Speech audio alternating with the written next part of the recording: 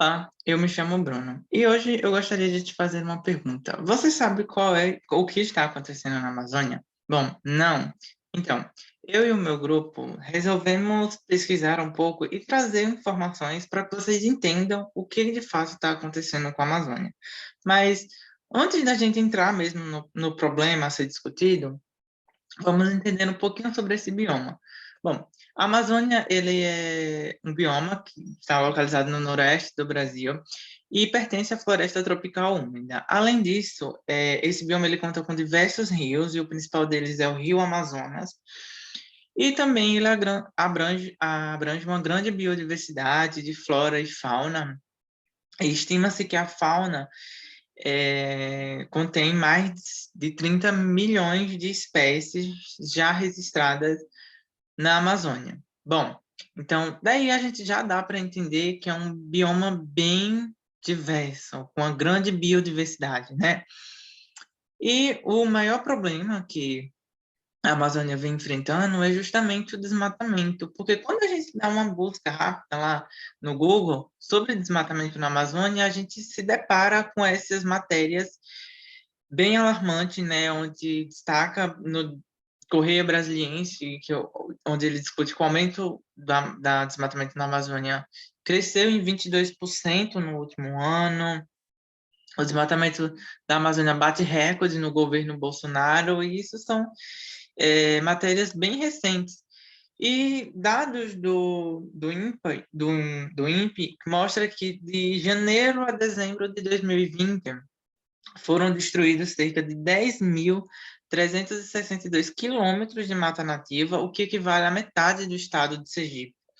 Além disso, o INPE, né, que é o Instituto Nacional de Pesquisas Espaciais, ele divulgou em 18 de novembro de 2021 que a taxa de desmatamento da Amazônia foi de 13.235 quilômetros quadrados de área desmatada e que no governo Bolsonaro foi o maior registro de desmatamento desde o ano de 2006. Bom, o presidente da WWF Brasil, ele mostra que o governo Bolsonaro acelerou a rota de destruição da Amazônia e que, se isso continuar, o Brasil deixará de contar com serviços ambientais vitais que ele presta, como armazenamento de carbono e a regulação do regime de chuvas no país. Bom, além disso, uma pesquisa publicada na Nature e escrita pelo José Morengo e colaboradores, onde o título do artigo é O aumento da pressão climática na fronteira agrícola e na zona entre Amazônia e Cerrado. Ele mostra que a seca severa ela aumentou drasticamente nos últimos anos. Então, regiões ali de transição entre o Cerrado e a Amazônia, a região ali de seca aumentou. Isso mostra que a Amazônia ela está se transformando numa savana, né? Bom, mas até aí a gente já sabe que é problemático e o que é que está levando o desmatamento na Amazônia. A principal causa do desmatamento está relacionado a razões econômicas, ou seja, grandes proprietários de terra que veem lucro no desmatamento ou pelos pequenos produtores também que, de certa forma, acabam contribuindo, principalmente pelo trabalho legal que eles acabam prestando. E as principais causas, né, é a grilagem e a pecuária. A grilagem, o que é que define, né? O que é, de fato, a grilagem e como que ela contribui para o desmatamento. Bom, os grileiros, eles chegam, é um indivíduo que de forma ilegal invade uma área pública e ocupa esse território. E em seguida ele solicita título da terra. Mas para ele solicitar esse título de terra, o que é que ele vai fazer para ter controle daquela área? Domínio, né?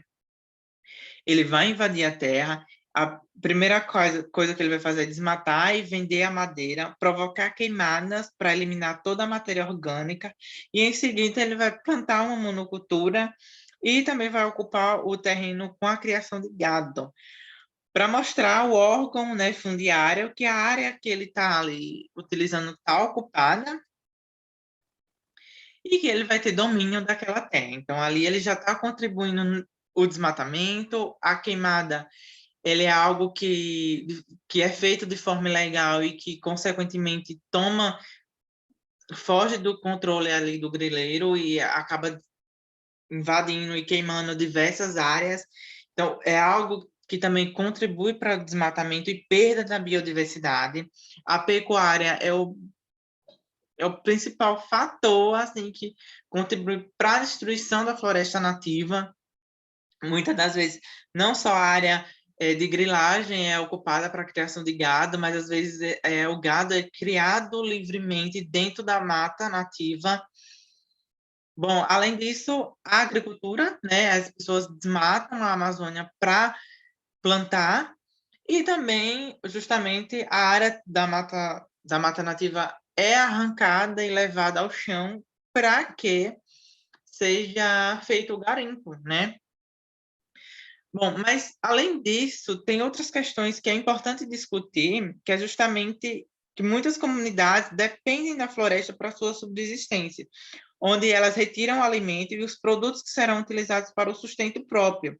E com a degradação da floresta, ocorre o aumento da pobreza, e muitas vezes esses povos são obrigados a se mudar de região, ou até mesmo trabalhar de forma ilegal para a sobrevivência da comunidade.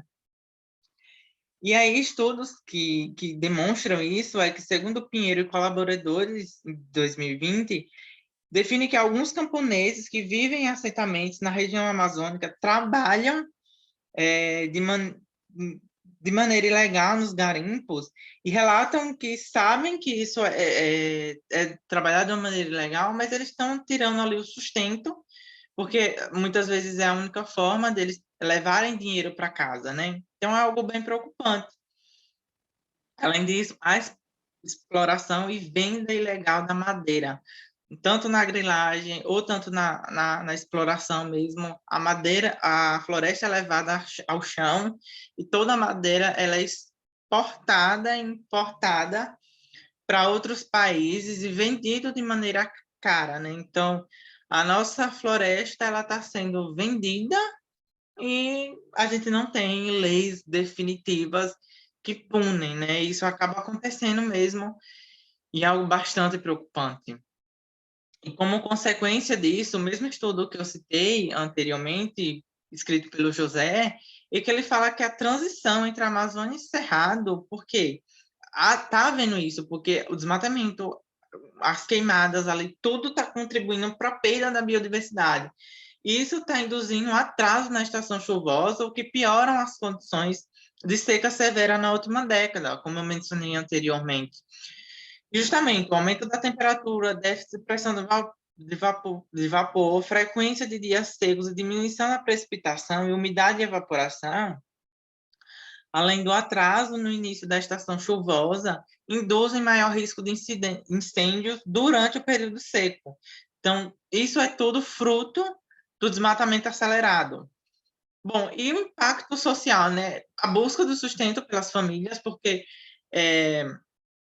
muitos agricultores ali, pessoas da comunidade quilombola, indígenas, perdem ali seu sustento, né, a floresta, e eles acabam se submetendo a trabalhar nessas condições de ilegalidade para justamente trazer dinheiro para casa, trazer e gerar seu sustento, né? Além disso, essas comunidades tradicionais acabam perdendo justamente a questão da extração de produtos não madeireiros para comercialização. E a gente tem como exemplo o látex para a produção da borracha, o açaí, a castanha. E isso causa muitos conflitos, porque há uma invasão das terras indígenas para a grilagem, para o garimpo, e as comunidades elas tentam resistir contra o sistema, que às vezes não favorece, muitas das vezes não favorece, e não estão a favor desses grupos, e eles acabam sendo esmagados porque eles não têm voz, né? Então, é um conflito, um impacto social muito grande. Além de ter um impacto ecológico, a gente também tem um impacto social. E floresta, bom, E aí, quem que é que está responsável por combater o desmatamento na Amazônia? A gente tem o IBAMA tem o Grupo Especializado de Fiscalização, que é a polícia tática mesmo deles, onde eles fazem essas buscas e destruição de todo o material que está sendo utilizado para a destruição ali da Amazônia. Bom, então, essas operações de fiscalização realizadas por IBAMA é o que tem o maior sucesso no combate ao desmatamento, porque eles combatem o fogo, e aí a gente tem os brigadistas que são, né, capacitados para uma área que está sendo desmatada para grilagem, é tocado fogo ali para destruição da matéria orgânica. Muitas das vezes aquele fogo sai de forma do controle e acaba pegando outras áreas ali. E aí os brigadistas acabam, né, combatendo esse fogo. O combate ao desmatamento ilegal, né, que é um dos principais focos do IBAMA, e justamente a apreensão e resgate de animais silvestres, que no processo de desmatamento as pessoas que estão desmatando acabam encontrando esses animais, apreendendo e comercializando de forma ilegal. Bom, e como é que ocorre a fiscalização do IBAMA? As operações elas são feitas tanto no tráfego terrestre e no tráfego aéreo. Um exemplo que eu trouxe foi a Operação a Amazônia Soberana, que foi em 2019, onde o principal objetivo dessa operação era esquadrinhar as regiões com maior concentração de ilícitos para conter a expansão de danos ambientais. Bom, e aí eles vão tanto identificar isso de maneira aérea e no tráfego terrestre para prender as pessoas. Geralmente as pessoas que são apreendidas são os próprios ali da comunidade, as pessoas da comunidade que estão trabalhando de maneira ilegal, porque os grandes chefões nunca são encontrados. Então, a própria comunidade ali acaba sendo presa e isso é visto de maneira há um repúdio pela sociedade, porque eles acham que o IBAMA está ali para destruir o trabalho daqueles agricultor ali, daquela pessoa ali da comunidade, porque está tirando sustento, né? Só que ele está trabalhando de maneira ilegal, né? E está destruindo algo, é crime. Então, muitas das vezes, a própria comunidade se revolta com o IBAMA e aí a gente tem um exemplo da, do incêndio da sede do IBAMA, porque a própria comunidade vê o IBAMA de uma forma distorcida, infelizmente, né? Porque a principal ordem, e isso está descrito em lei, é que qualquer maquinaria, qualquer coisa que encontrada para utilização ali para o desmatamento, para o garimpo, e é destruído. Então, o IBAMA tem poder de destruição. Então, os caminhões são destruídos, as redes escavadeiras, os locais lá, as cabanas que são feitas, são tudo tocado fogo e a comunidade às vezes acaba se revoltando com isso, né? E trazendo como final as estratégias para diminuição, né, desmatamento e trabalhar justamente com a educação ambiental, o reflorestamento, o manejo sustentável e a proteção, a fiscalização feito no IBAMA de forma mais eficaz cada vez mais e de forma mais frequente, né? Essas foram as referências utilizadas e o meu muito obrigado.